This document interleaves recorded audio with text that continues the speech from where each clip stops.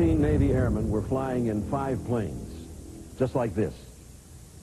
The Avenger, TBM bombers, the largest single-engine aircraft used in World War II.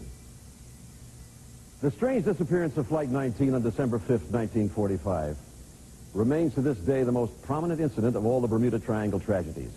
It was one of the worst naval aviation disasters in history. A massive sea search was launched, but nothing was found. Family members accused the Navy of a cover-up. Eventually, a Naval Board of Review determined that the flight had disappeared for reasons unknown. The loss was described as the strangest ever investigated in the annals of naval aviation. They searched over 360,000 square miles of the ocean, but they found nothing. After they were reported lost, the Navy sent out a Martin Mariner search plane with a crew of 13. It, too, disappeared. The flight instructor was Lieutenant Charles Taylor. He was a seasoned Navy combat pilot. Recently transferred to Fort Lauderdale, he was not familiar with the area. Another member of the squadron was Lieutenant Ed Powers. His wife recalls the tormenting moments after she heard the news. I woke up the night it happened at about midnight and called the base because I just had the feeling that something was wrong.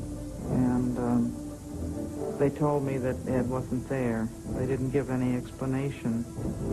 And then the next day I heard it on the radio that 5 TBM planes were missing from Fort Lauderdale Naval Air Station. And I knew it was them. At the time, there were people who believed that the crewmen may have been abducted by space aliens. Years later, in his movie Close Encounters of the Third Kind, Steven Spielberg featured that theme by having the planes discovered in the Mexican desert and the pilots returned by spaceship.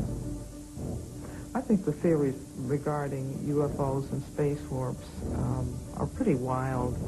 I think at first when I heard them, I was sort of clutching maybe this happened and maybe there is some hope that they survived some way. Well, who could have known that half a century later, the search for those 5 Avengers would still be going on. The research vessel Deep Sea embarked on the latest effort to solve the mystery of Flight 19. Leading the expedition is world-renowned adventurer and ocean engineer Graham Hawkes, who is no newcomer to the search for Flight 19. The location for the search had been the object of a 12-year quest by John Meyer, a former FAA official and highly decorated helicopter combat pilot in the Vietnam War. Everything that's involved in navigation, I extracted. I got 1945 maps, found out where the variation was, and I've got variation down to within a half a degree. People that were in that area that night later recounted that they had tremendous seas, they'd never seen such seas. When the first guy crashed, Taylor said beforehand, about 30 minutes before, hey, first guy goes down, we're all going to ditch together. Right. Okay? First guy did ditch. And then the weather's so bad they visually lose contact with each other? I think that's probably what happened. I don't... So they didn't deliberately break discipline. They lost contact and then became every man for themselves.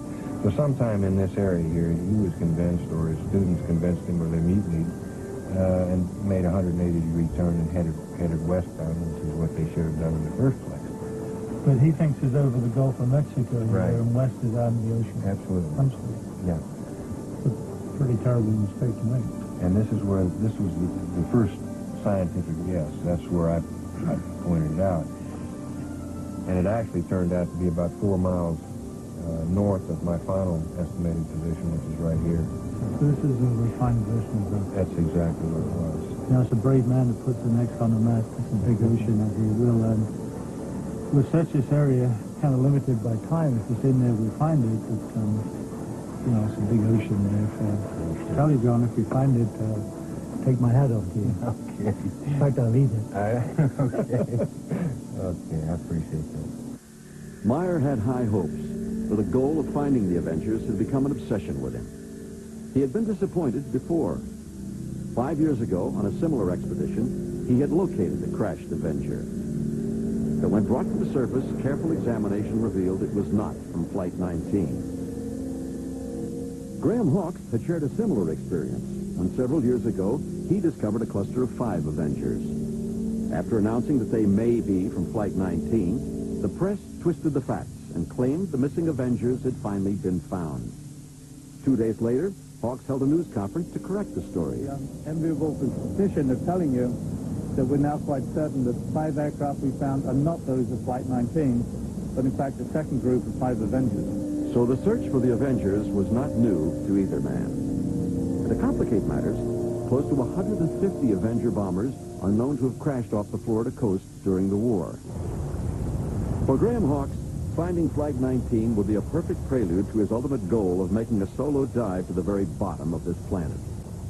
Regarded as one of the world's best-known innovators in ocean engineering and exploration, he has earned the reputation of being the Enzo Ferrari of the sea.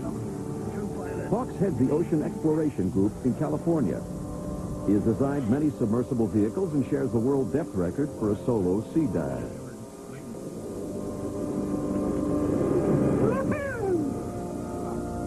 Recently, he designed Deep Flight 2, a submersible similar to an airplane, which he hopes to pilot to the deepest spot in the world's oceans, the Marianas Trench. The research vessel Deep Sea embarked on the latest effort to solve the mystery of Flight 19. The ship carries state-of-the-art underwater search equipment, including side-scan sonar and a remote-operated vehicle, the ROV.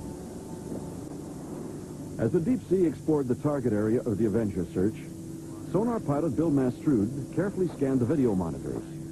And suddenly, something caught his eye. You don't think it's an airplane? Well, I sure as hell hope you're wrong. It's likely that this could be even fish, but it looks like a possible target, so we'll turn around and check it out for sure. The only fish we've seen on the whole trip. I think he's wrong. I think it's an airplane. Could be anything, John. We'll just continue on down the track line and searching. We don't know. I'll do that. I'm sorry, I don't believe in things that aren't fair. As it turned out, it wasn't an airplane. John Myers' frustration mounted as the search intensified. I've been on it for 12 years, and everybody in the world, Navy, Coast Guard, everybody says I'm crazy. I may be, but I also believe I'm right in this instance. The search continued as a vicious storm hit and rocked the ship. The decision was made to abandon the search, as there was just no evidence of any downed aircraft at all. Now the Deep Sea turned south to head for an area where Graham Hawks had evidence of an aircraft, possibly an Avenger from Flight 19. Normally, the Deep Sea roams the oceans in search of sunken Spanish galleons. It is operated by the Scientific Search Project. In the process of treasure hunting, they discovered hundreds of modern-day boats and planes on the ocean floor. Now they are using their high-tech equipment and years of experience in an effort to help solve the mysteries of the Bermuda Triangle. As the Phantom ROV plunged deeper and deeper into the ocean, a stunning discovery was made at 750 feet beneath the surface. It was the unmistakable image of an airplane, an Avenger bomber. FT-87. What's the order then? 767. Your camera down a little bit? That's great. Take a look at the life raft. I think it's right behind the pilot there. I think it's up there. I think you can see the small names on it. Yeah, life raft inside. The door's closed, though. Yeah, you know, on that other Avenger restored one, it was on the starboard side. I wonder if there's two. Well, the main canopy's pulled open, but there's a bulkhead. Okay, so it looks like the pilot got out. Yeah, I think the aft crew go out through a hole on the starboard side. You haven't seen that yet. Do not stand on walkway while wing is folding. Well, that plane holds up. Take a look in that gunner's turret, but you should be able to get right inside. It's a big opening. Yeah. There we go. Boy, there's so much stuff in there you can bang your head on if you get it up. The television cameras sent back stunning pictures of the crashed airplane below. It sits in a treacherous environment where the pressure is so intense it would crush a human's lungs. The once proud Avenger is now draped with iron-eating bacteria and seaborne anemones, small animals that have latched onto the cockpit walls and become permanent residents. An artificial reef. Surprising, 750 feet. Why didn't you go over, bring the ROV around to the other side then?